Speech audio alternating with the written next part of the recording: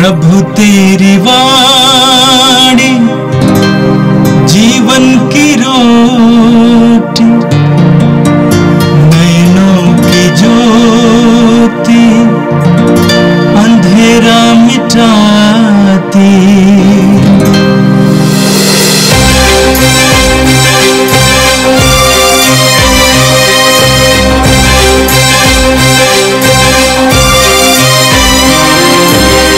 प्रभु तेरी वाणी जीवन की रोटी, नैनों की ज्योति अंधेरा मिटाती।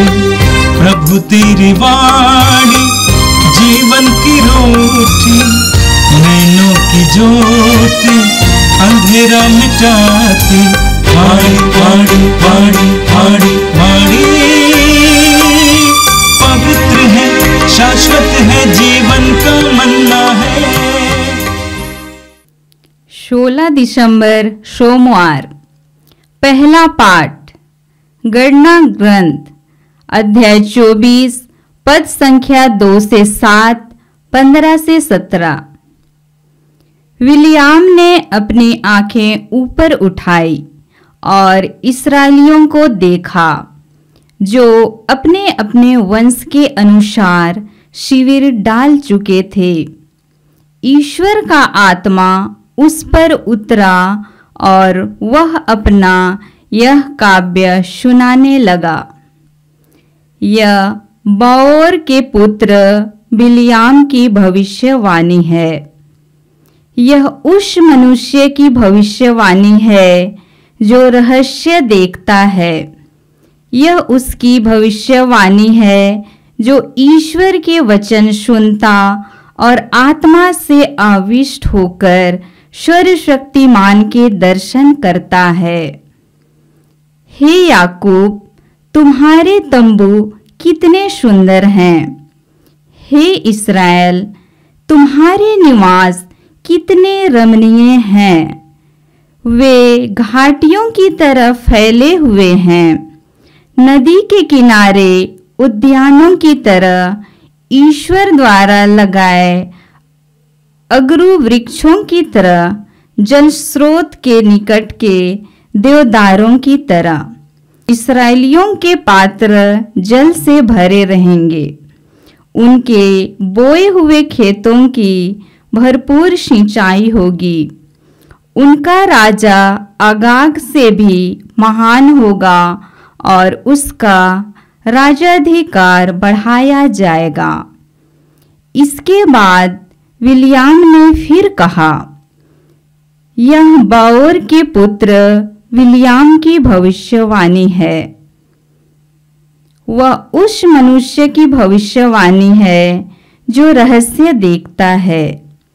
यह उसकी भविष्यवाणी है जो ईश्वर के वचन सुनता और आत्मा से आविष्ट होकर सर्वशक्तिमान के दर्शन करता है। मैं उसे देखता हूँ, किंतु वर्तमान में नहीं। मैं उसके दर्शन करता हूँ, किंतु निकट से नहीं। याकूब के वंश में एक तारे का उदय होगा। इस्राएल के वंश में एक राजा उत्पन्न होगा। वह मोआब की कनपटियों को और शेत के पुत्रों का कपाल चूर चूर कर देगा। यह प्रभु की वाणी है। संत मत्ती के अनुसार पवित्र सुसमाचार अध्याय 21 वाक्य 23 से 27 तक। जब ईसा मंदिर पहुंच गए थे और शिक्षा दे रहे थे, तो महायाजक और जनता के नेता उनके पास आकर बोले, आप किस अधिकार से ये सब कर रहे हैं?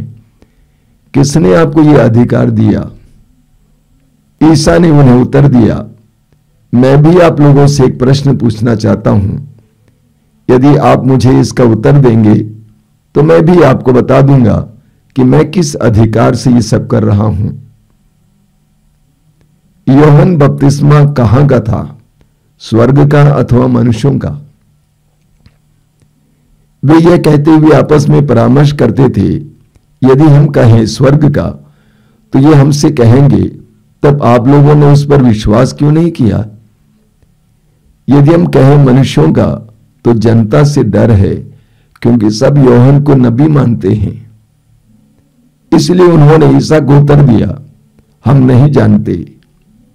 इस पर ईसा ने उनसे कहा, तब मैं भी आप लोगों को नहीं बताऊंगा कि मैं किस अधिकार से यह सब कर रहा हूं।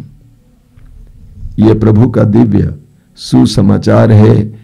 ख्रिस्त प्रभु की जय। मेरे प्रिय भाई और बहनों, हम इस आगमन काल में हैं। प्रभु यीशु के संसार में आने के उस महान पर्व को मनाने के लिए अपने आप को तैयार कर रहे हैं। और इन दिनों हमें पवित्र वचनों से यीशु के बारे में इशारा मिलता है। आज का पहला पाठ गणना ग्रंथ के अध्याय 24 से लिया गया था। यह उस समय की बात है जब इस्राएली जनता मिस्र देश की गुलामी से बचकर कनान देश की ओर जा रही थी। इस्राएली जनता की संख्या बहुत बड़ी थी। हम निर्गमन ग्रंथ के अध्याय 12 में पढ़ते हैं, वे कम से कम 6 लाख से भी ज्यादा लोग थे। यानी आज की गणना में देखेंगे लाखों लोग। जब लाखों लोग इस तरह मिस्र देश से कनान की ओर जा रहे थे, तो मार्ग में जितने देश थे उन सारे देश के लोग खड़े हो जाते थे, डर जाते थे। लाखों की संख्या में लोग आ रहे हैं। कुछ लोग उनसे लड़ते थे, कुछ लोग उनको जाने देते थे। अब इस्राएली जनता मोआब के मैदान में पहुंच गई। मैंने कहा एक बहुत बड़ी जनसंख्या थी, बहुत बड़ा जनसमूह था। जनता को अपने देश में देखकर राजा बालाक, उस समय मोआब का राजा था बालाक, और सारी प्रजा कांप उठे। उन्होंने सोचा कि ये जनता हमें चढ़ जाएगी, पूरे देश को चढ़ जाएगी।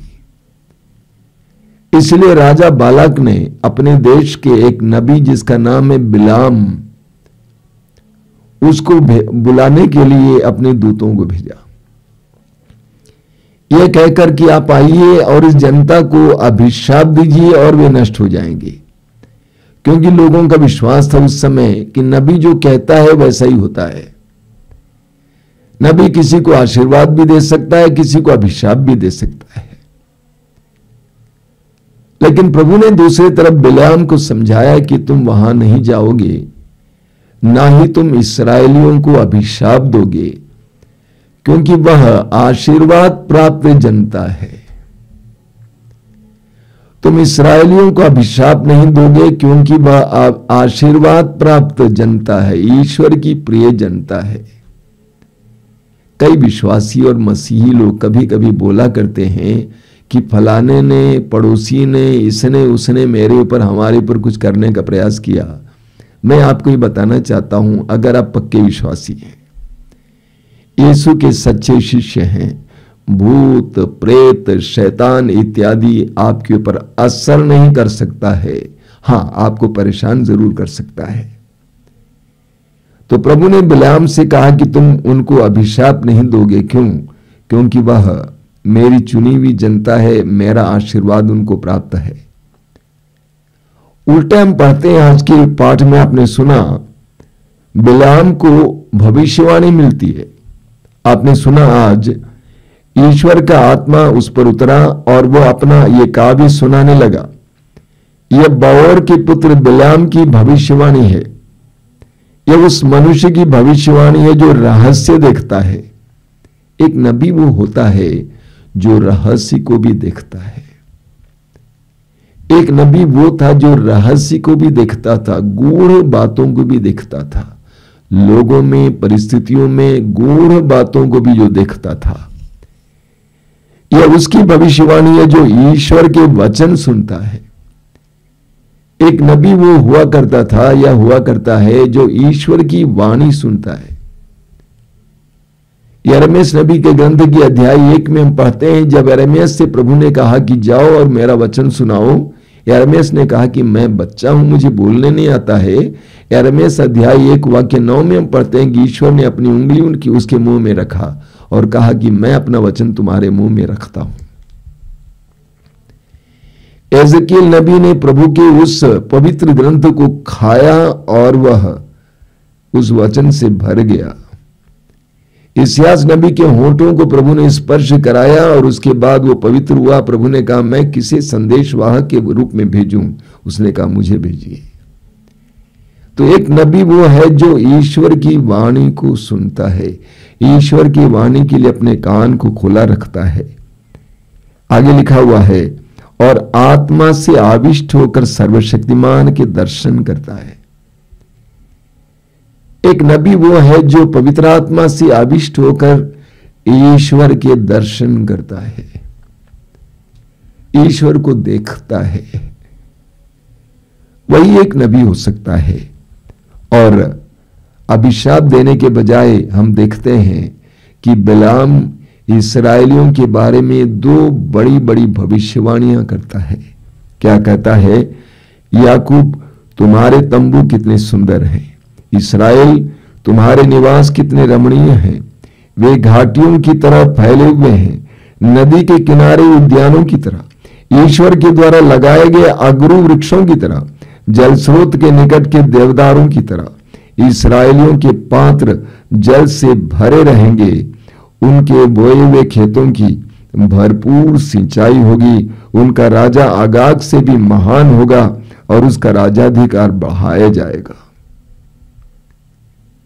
अभिशाप देने के बजाय बिलाम इस्राएलियों के बारे में भविष्यवाणी करता है कि कैसे उनकी उन्नति होगी, कैसे वे प्रसिद्ध होंगे, कैसे उनका राजा शासन करेगा, अनंत काल तक शासन करेगा।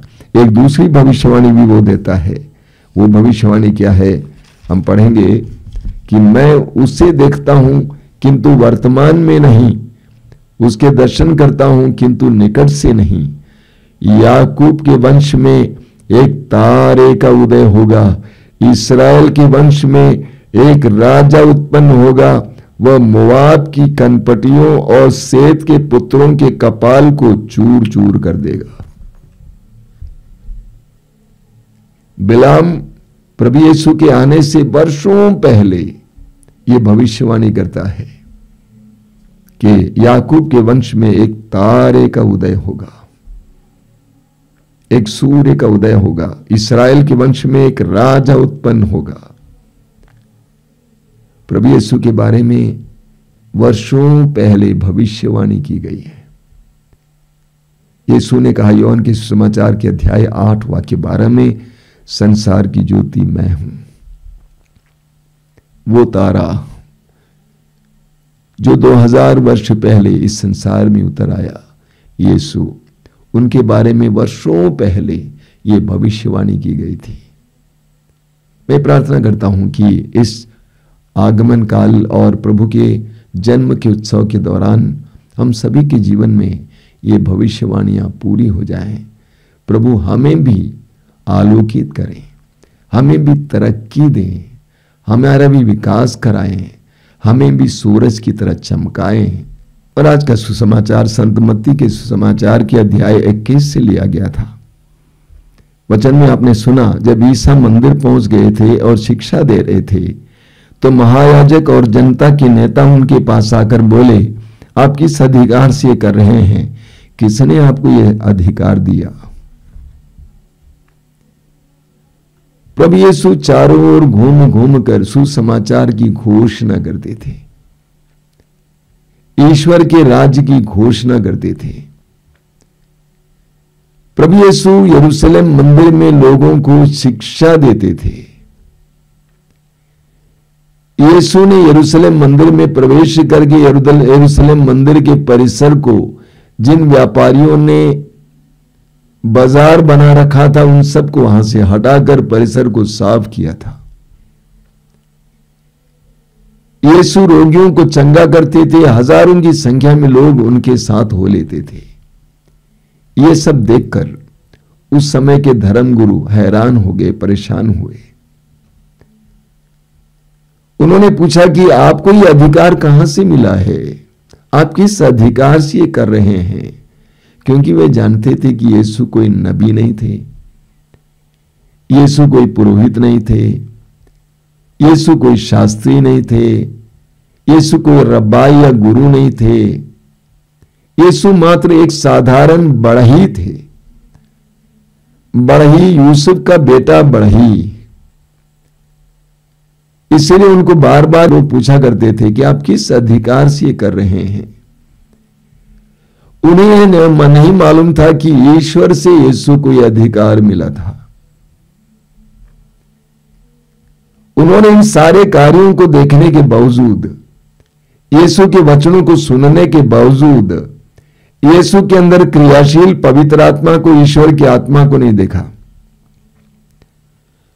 उन्होंने स्वीकार करने को नहीं सोचा कि यीशु को ईश्वर से अधिकार प्राप्त है। ये जवान पवित्र आत्मा से भरपूर है। यीशु के वचनों को सुनने के लिए लोग उत्सुक थे, शुद्ध बुद्ध खोकर यीशु के वचनों को सुनते थे। सुसमाचार हमें बताते हैं हजारों की संख्या में लोग उनके चारों ओर इकट्ठे होते थे। सुसमाचार हमें बताते हैं इस पर भी यहूदी धर्म गुरुओं ने इस बात को नहीं माना। प्रभु यीशु ने उनके इस सवाल में उनको फंसा दिया। बड़े मजेदार जवाब प्रभु ने कहा। प्रभु ने कहा, मैं भी आपसे एक सवाल करता हूं, अगर आप उसका उत्तर देंगे तो मैं बताऊंगा कि मैं किस अधिकार से सब कर रहा हूं।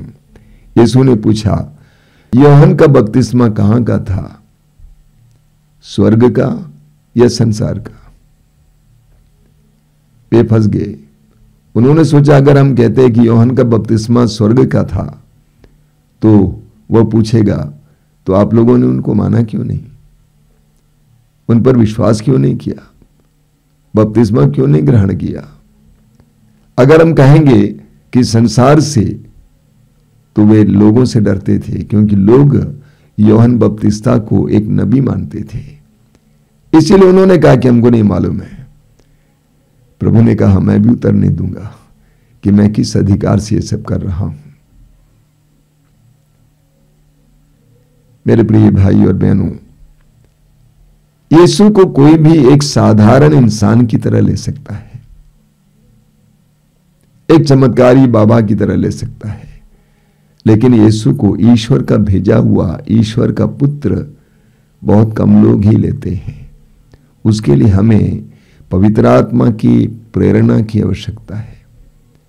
मत्ती के सुसमाचार के अध्याय 16 में जब पेतरुस ने कहा कि आप जीवंत ईश्वर के पुत्र हैं, आप मसीह हैं, तो प्रभु यीशु ने पेतरुस से क्या कहा, यह किसी निरे मनुष्य ने नहीं बल्कि मेरे स्वर्गीय पिता ने तुम पर प्रकट किया है। यीशु को वे ही पहचान पाते हैं जिन पर पिता का प्रकाश पड़ता है, जिनको पवित्र आत्मा का अभिषेक प्राप्त होता है। आज हम प्रभु से प्रार्थना करें, इस आगमन काल में हम प्रभु को और गहराई से समझ सकें, प्रभु के करीब जा सकें, उनसे मुक्ति का एहसास कर सकें। ये प्रभु यीशु धन्यवाद देते हैं आज के सुंदर दिन के लिए। मेरे इन सारे भाई बहनों के लिए मैं प्रार्थना करता हूं और अपने लिए भी, कि हम तुझे जान सकें, तुझे करीब से जान सकें, तुझे अपने मुक्तिदाता के रूप में एक स्वीकार कर सकें, अपने में मुक्ति का एहसास कर सकें। ये प्रभु यीशु इन वचनों को सुनने वाले मेरे भाई बहनों को आशीर्वाद देना। आज का पूरा दिन उनके लिए कृपा का दिन बने, आशीष का दिन बने। हमारी प्रार्थना को ग्रहण कर, आमीन। प्रभु तेरी वाणी जीवन की रोटी, नैनों की ज्योति अंधेरा मिटाती। वाणी वाणी वाणी वाणी वाणी पवित्र है, शाश्वत है, जीवन का मन्ना है।